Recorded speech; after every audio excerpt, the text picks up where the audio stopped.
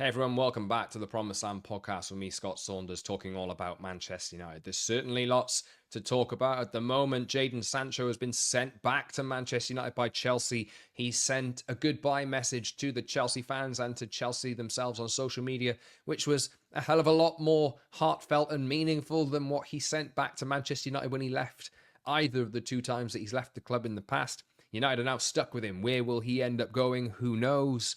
What a disaster of a career path this is turning out to be for Jadon Sancho. I'll be talking about that and his future on this episode of the podcast today. I'll also be talking about Bruno Fernandes again, because Bruno Fernandes has been talking about the offer that he received from Al Hilal and the reasons behind his rejection of that offer from Al Hilal as well. I'll be talking about what he said, be analysing his comments and analysing what it means for his future at Manchester United as well. So that's what you've got in store on the podcast today. Obviously, Manchester United is still trying to do business. Bryan Mbeumo, no real movement yet after what we've talked about earlier this week. United need to approach Brentford. I think it's going to be imminent. But there's also talk from certain media in certain parts of the country that Bryan Mbeumo wants $100 million a week. These kinds of things, even though that was not a conversation before he had decided which club he wanted to join earlier this week. Very funny indeed. But I'll be maybe mentioning that briefly. Not really any progress there as I speak on this. It's up to United to make a deal with Brentford. Brentford value him highly. But we will see how that plays out, and I'll be talking about Sancho and Bruno on this podcast today. A favour for me, if you would, please. I've talked about this over the last couple of days, but I have migrated or started to migrate my YouTube channel because I'm able to go live more frequently on YouTube on just a different channel, simply because of the problems that I have with the existing YouTube channel. Lots of problems, different email addresses set things up and they're defunct, this kind of thing. I figured it was the best move for me to migrate and move to a new YouTube channel. Thanks to those of you who have signed up and subscribed to it so far. But if you've not done so already, please click the link in the description. It should be taking you straight to that channel to subscribe. I would really appreciate the support. And if you want to hear more from me, and especially get involved in any live chat, then that's where you'll be able to find me. I'll probably be going on there pretty regular throughout the summer. Really appreciate the support if you could.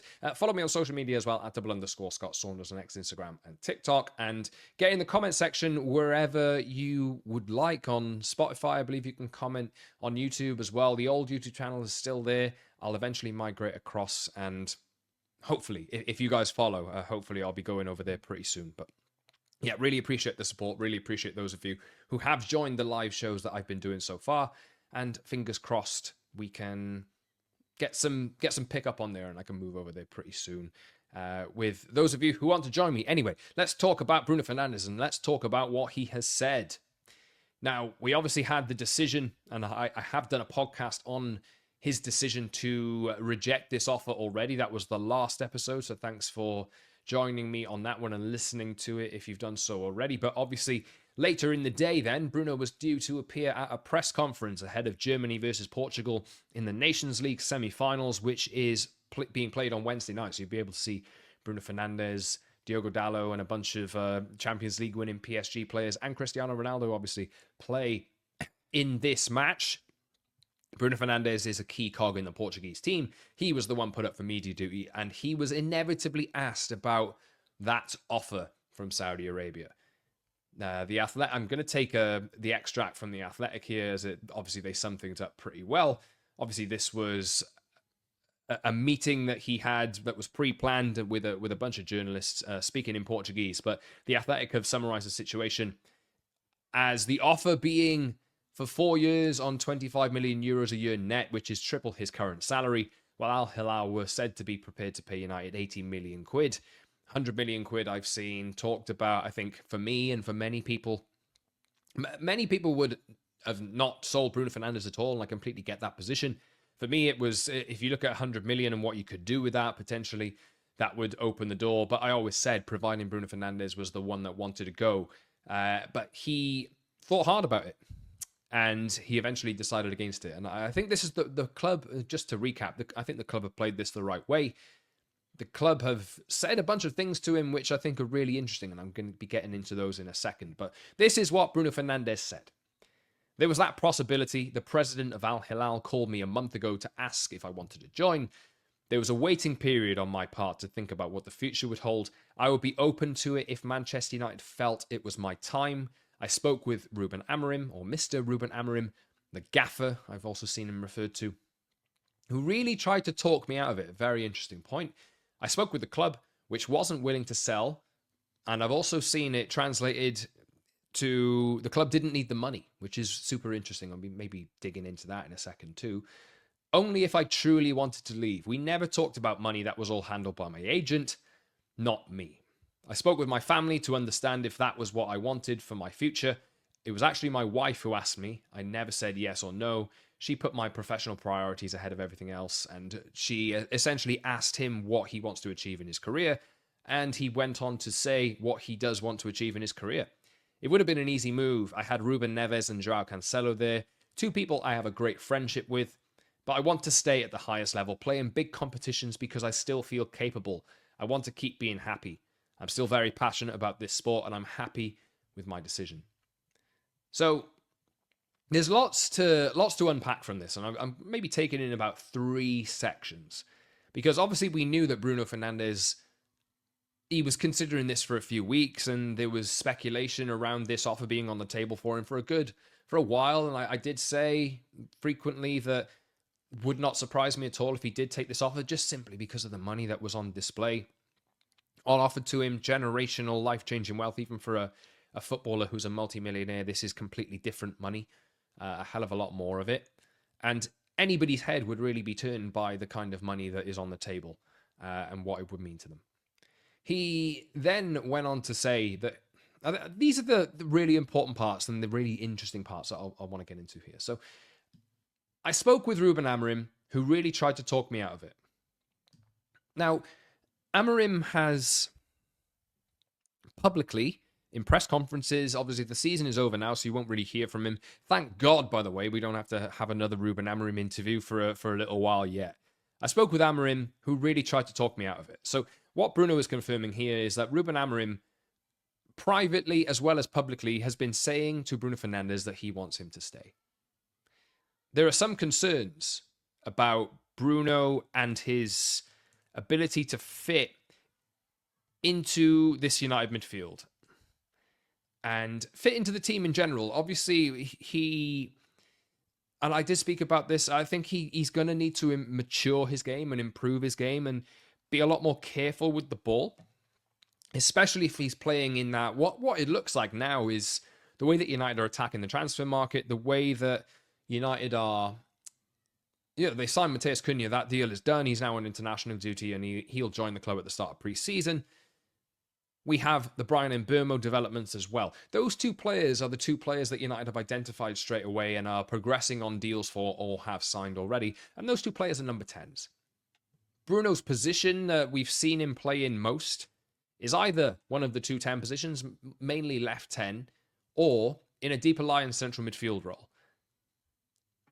Given Bruno's numbers and his ability to create chances in the final third and to be a difference maker in the final third, I think a good few people, most people, have probably preferred Bruno Fernandes in that more advanced position, but at the same time could probably acknowledge that he's not a perfect fit for it. You see the players that United are looking to sign to strengthen those positions and their abilities to carry the ball and dribble it forward and beat players. That's not really Bruno's game. Matheus Cunha, very good at picking the ball up from deep, dribbling through it, dribbling into gaps and forcing overloads, this kind of thing. Bryan Mbeumo are pretty good at that as well, and that's why United want to sign each of these 2 players, and the problems that they have in this area are there, clear for all to see. And obviously we know that United want to sign a striker as well. How the state of that striker, like, are they going to be a young striker like Højlund age, or 26, 27-year-old style Victor Gyökeres kinds of signings? We do have to wait and see, and United will probably have to raise some money first in order to go back into the market for a striker. But what this is telling me is United's activity and what Amorim is saying, and Amorim's use of Bruno in the deeper lying positions, in the 2 midfield positions, certain times in matches or from the starts of matches, quite often we've seen Bruno play in those 2 positions. Amorim really sees Bruno Fernandes as a key, crucial part of his team. That goes without saying. I do have some reservations about. I think Bruno does give the ball away a fair bit, and I do think he will have to change. I think his short range of passing, he can be a bit more careful, and he needs to maybe take that step on. I definitely think he's capable of it, but we haven't really seen it yet to convince everybody. And I have seen some noise over the last few days that Bruno is not a good fit for that, and we should have taken the money. And people are all this stuff about melting down about not taking the 100 million United have done wrong. Come on, give me a break, honestly. I think what United have done here is put this in the responsibility in the hands of Bruno Fernandes, and Bruno has made the decision. And we go with whatever decision Bruno has wanted to make, and we trust the coach's judgment. Ruben Amorim wants to keep Bruno Fernandes. It looks like Bruno Fernandes will be playing as one of those two deeper line midfielders, and Ruben Amorim believes that Bruno Fernandes can do that. He's obviously seen enough to believe he can do that. I like Amorim. I trust what he's trying to do. I think he's trying to balance this. He needs leadership. Bruno is a true leader in every sense of the word. You don't really have another one like him. He's also the most effective player in terms of numbers, chances created, goals, assists, all of this. It will require, I think, a different approach to the game and maybe a maturation in Bruno's game to get to... I'm going to pluck examples out of the air here about the types of players that... I'm not saying in any way that Bruno is going to be these types of players or is ever going to morph into the types of players that I'm talking about here. But the likes of Luka Modric and Toni Kroos and the players with shorter passes who are able to control matches, those kinds of players. I think Bruno needs to potentially divert his game and think how he can monopolize matches and control football matches. I think that's the step he needs to get to. I think Ruben Amorim will want him to get to that step as well, because that is what really top central midfielders do. I think we've always had this time of, Bruno has always tried that Hollywood pass. I think he needs to maybe tone that down a little bit, but also be more careful with his passing, but retain it and just make sure that he can be that guy in the midfield that United can get on top of games of. He needs to take that responsibility and assume it. Ruben Amorim, I think, really thinks that he can do it, and I trust his judgment. We had a comment on the new YouTube channel from Monthly Scoop Ltd, who, in relation to that, said a capable forward line should make Bruno's current approach more efficient, reduce the risk factors of his passes a lot, and make more of them count. And I think that's a really valid point, to be fair. United's players quite often, let's take Højlund as an example here. Any passes going into Rasmus Højlund kind of bounce off him, or he loses the ball and it comes back at them, or he doesn't reach them. I think if Bruno is trying to find players who are able to appear for the ball a little bit deeper, spin off and receive it back and drive into space, like the Mbeumas, like the Cunhas, maybe that will make Bruno's job a little bit easier. Maybe Bruno will have more options to play those long passes through and down the channels to players that will be able to get up the pitch and hold the ball and receive it. I think there's a lot of work to be done in pre-season about what Ruben Amorim wants to do and how he wants this team to evolve. There are midfielders out there that could do that job, but I don't think they will cost a hell of a lot of money, and they don't have the influence or the leadership that Bruno Fernandes does over this team. So there's no question for me that he has so many merits and he's completely worth keeping. My approach to this was I thought the money at the time was worth cashing in on if Bruno Fernandes wanted to make the move, and he's obviously made the decision not to take the move. So I think we dust ourselves off, we wash our hands of this, and we move forward. He also said, I spoke with the club, which wasn't willing to sell, only if I truly wanted to leave. I find that really interesting as well, because it is all we've heard about Man United and their money and the difficulty that they've had at the moment and how they need to raise money is that they will need to make big sales. Even though Jim Ratcliffe, I think it was Jim Ratcliffe anyway, said a few months ago that United don't need to sell players in order to execute their plan. Ruben Amorim has said we have one plan for the Champions League, one plan without the Champions League. And We know that there's a bunch of players that United do need to sell anyway because they're simply not part of the first team squad. We have been under the impression at times through media stories, though, since about January, that United do need to raise money in order to reinvest. And I think they're in a position where they do need to do that. But the likes of Garnacho, Antony, Marcus Rashford, Sancho, all these kinds of players, they do think, they must be optimistic that they can actually go and collect fees. Rasmus Højlund as well. They must be optimistic that they can go and rake some money back in order to reinvest into the team. And that doesn't need to be through the money that they would raise through Bruno Fernandes, even though it's 100 million quid or 80 million quid, however much it is, and pure profit as well. United are giving that message to Bruno Fernandes, and Bruno Fernandes is confirming that himself. He's saying, the club don't need to sell me. Only if I truly wanted to leave, they would let me go. He's decided against it. But United they're getting a lot of stick for this, for how aggressive they're being in the transfer market very early on with the signings that they've made, and there's supporters of other clubs who can't understand how United are able to do this. Well, simply put, United's wages to revenue is at about 55%, I think, per latest figures. We know that United are still one of the biggest revenue-generating clubs in world football, and they are the things that matter. And they have cast-offs, really, not off-cast, cast-offs that they will be able to sell, they think, in the summer. They want to keep the key cogs of their team, and I think Bruno Fernandes is obviously the most important player. But United have taken, it's important to point this out as well, United have taken decisions over the past year or two which are really difficult, and have had a lot of bad press in terms of how much staff that they have chosen to part with, to streamline the total staffing numbers, to make cuts in certain areas which have been incredibly unpopular and got them, really bad press. According to releases, press releases around their numbers, United forecasted that they could save around 40 to 45 million quid just by making cuts like this alone, I think, going into the 2025 books, 2026 books. That's pretty handsome savings, and I don't think people are getting their heads around how much headway is cleared by those decisions.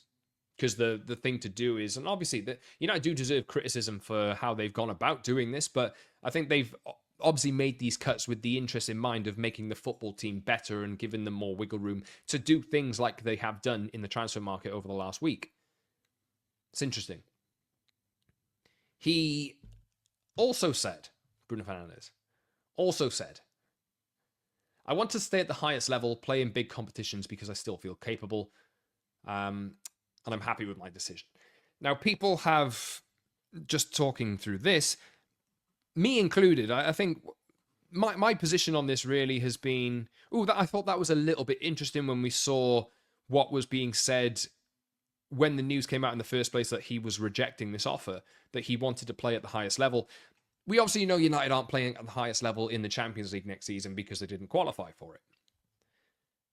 That then led to people thinking, and I have seen this prevalent on social, that's led to people thinking, is he holding out for a move to a Bayern Munich, to a Real Madrid, to a Barcelona, to the teams that are at the top of their game in their domestic competitions and at the top of the game in European football, competing to win the Champions League? Is that what he means by it? But it potentially is. I'm not saying that... I don't think he's holding out for a move. I think he's completely very happy to stay, given what he said. And I think it depends there's 2 points. How do you internalize it? Do you think that, look, the Premier League is the best league in the world. That is the highest level. That is a big competition. That could be what he means by this. And I'll repeat this again. United are not playing in Europe next season. There are 9 teams from the Premier League that are. We have seen when you have 15 to 20 fewer matches, that it really helps your league campaign. Generally, it was a very difficult thing to justify and to say after United lost the Europa League final. But I think as we go through the season next year and United have off weeks and they have chances to work on what they're doing, time on the training pitch, this is on the caveat that they really raise the floor of the physicality of the team. They need to be quicker. They need to be stronger. Absolutely. They need to be better at one-on-ones. They need to be that kind of team that can outrun other teams and outmuscle other teams. They are not that at the moment. And the only way that they'll do that, really, training pitch work needs to be done. Fitness work needs to be done. But I think the big leveler or the big raiser of the floor will be the business that they do in the summer transfer market. I think they do need a number 8. Definitely.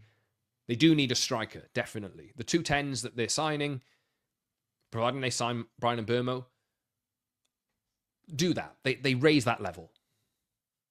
So, does Bruno Fernandes have Manchester United told Bruno Fernandes that they think, look, we even know that in 3 years' time they want to go and win the Premier League. They've said that. Bruno Fernandes' contract ends in, he's got 2 years left on it now, so that would take us to 2027 with an option for a further year, I think, 2028. Consistent with the message.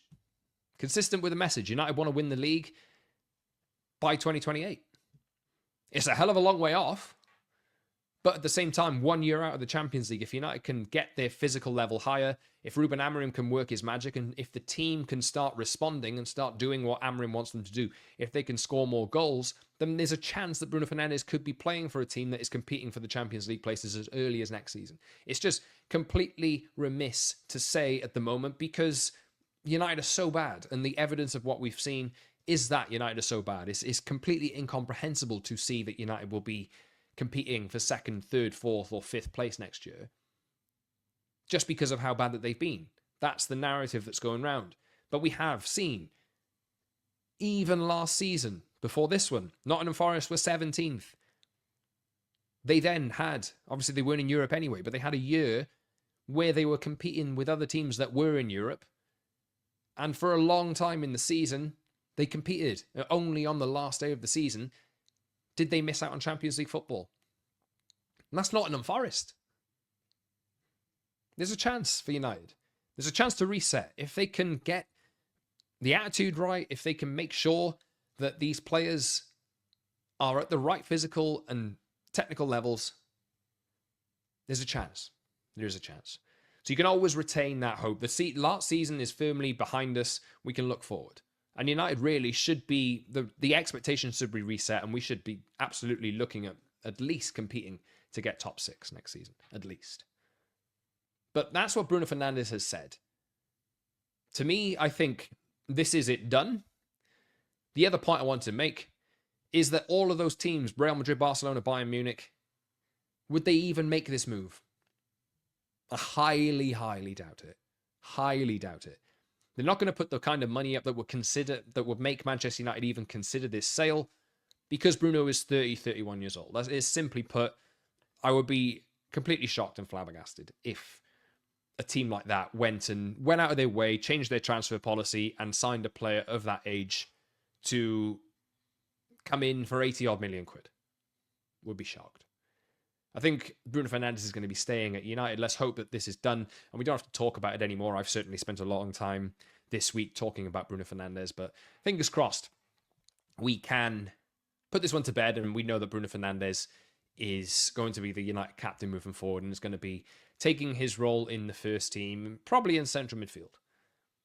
There's, like I say, there's definitely work that he needs to do. There's definitely work that United need to do in the market in order to cover up his physical deficiencies and his speed deficiencies, this kind of thing. But if you can get Bruno Fernandes to play football in the right way, I think he's capable of it. It just it requires some work. Anyway, we're talking about Jadon Sancho in a second. If you want to be like someone, be like Bruno Fernandes, not like Jadon Sancho. We'll be talking about him in a second, but please subscribe to the podcast if you've not done so already.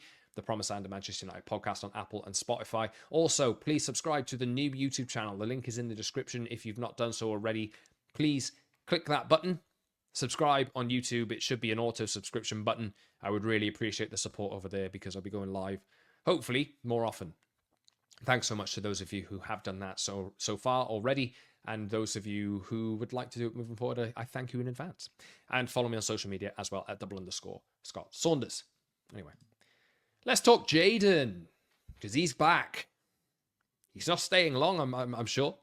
But Jadon Sancho is back at Manchester United because Chelsea have paid a £5 million penalty clause to send him back because they could not agree personal terms, which they had to agree with Jadon Sancho because Jadon Sancho's money, the money that he's on at Manchester United is simply too big for a club like Chelsea to take over.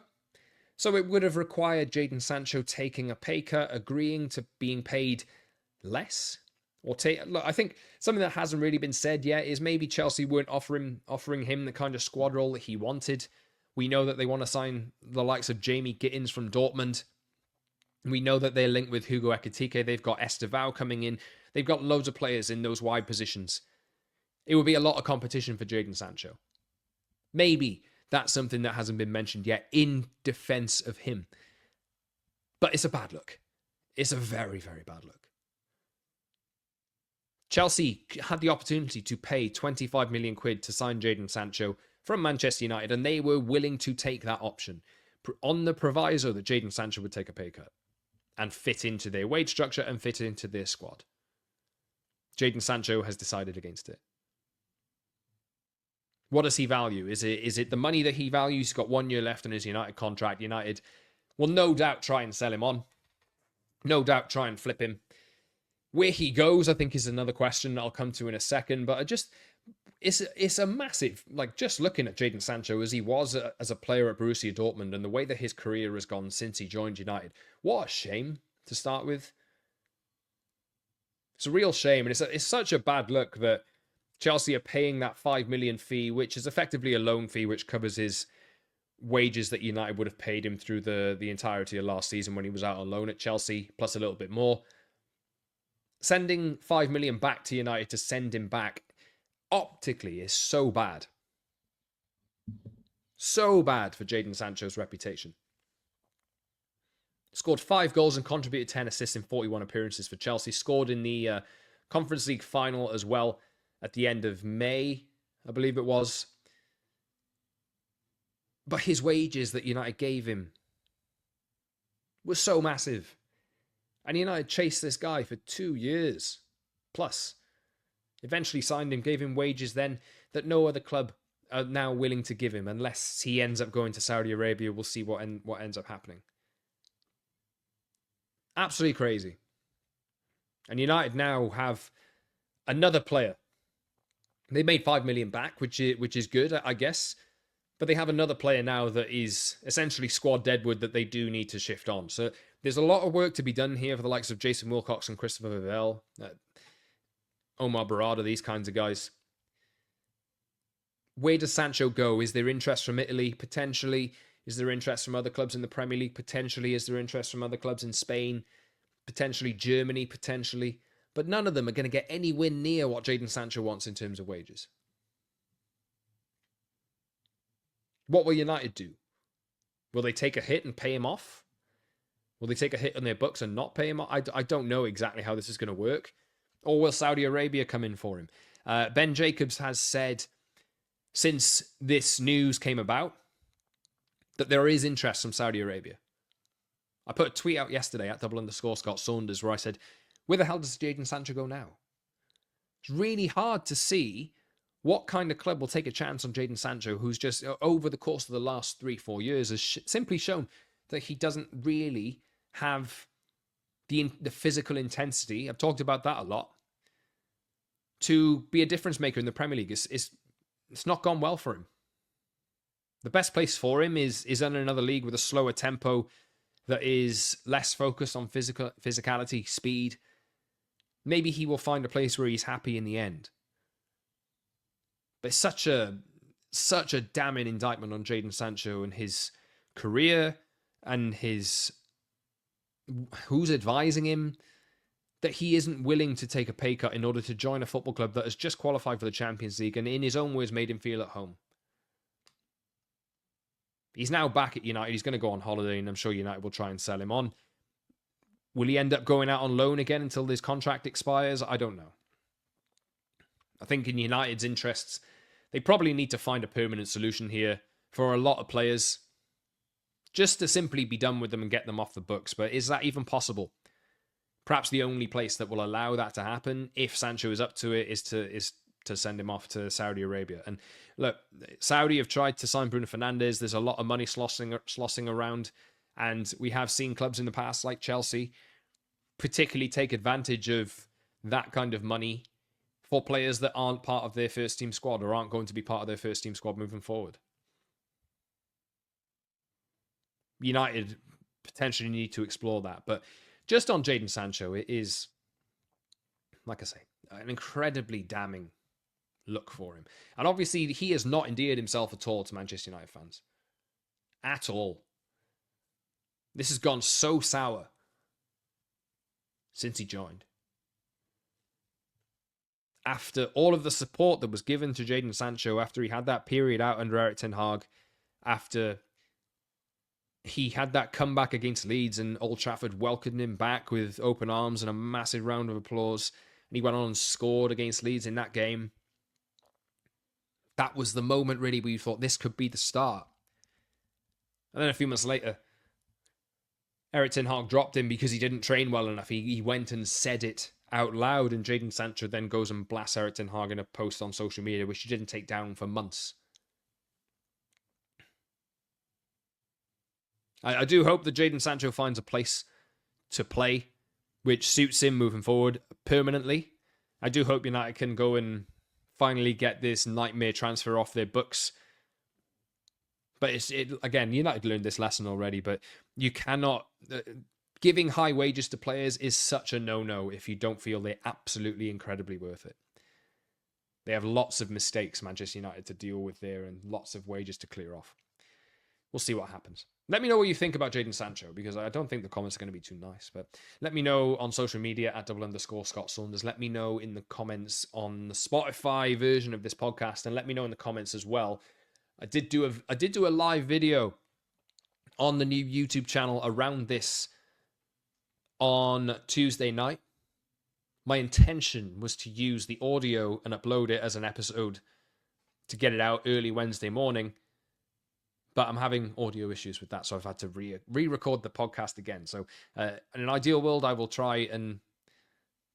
there's some settings I really need to muck around with. But anybody has any tips, please let me know. But yeah, I have talked about this already, so please drop a comment somewhere.